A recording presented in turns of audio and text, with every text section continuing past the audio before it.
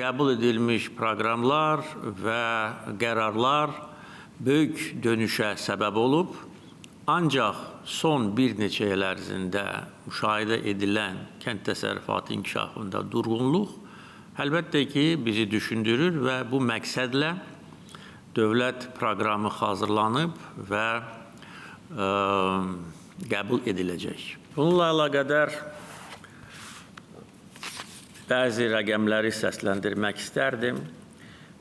Bu, xüsusilə özəl sektora göndərilən siqnal və mesaj olacaq, çünki dövlət qurumları bu rəqəmləri bilirlər.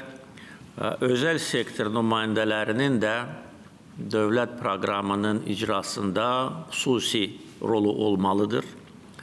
Və burada biznes nümayəndələrinin əlbəttə ki, məsuliyyəti ön planda olmalıdır.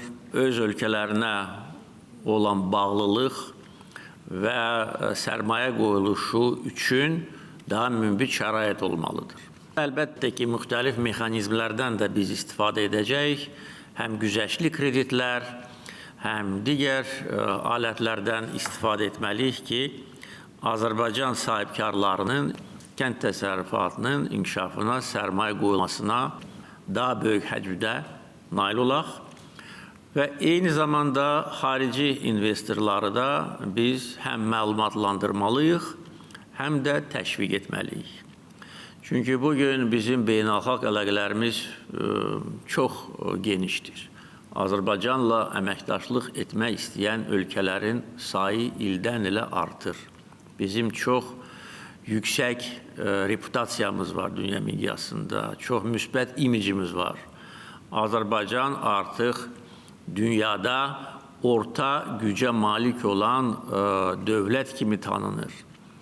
Və bir çox ölkələrin şirkətləri bizimlə əməkdaşlıq etmək istəyirlər müxtəlif sahələrdə.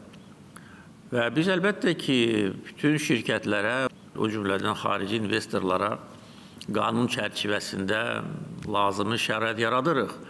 Ancaq eyni zamanda xarici şirkətləri bizə lazım olan sahələrə biz cəlb etməliyik. Ona görə burada səsləndirəcəyim rəqəmlər həm yerli, həm xarici investorlara bir mesajdır.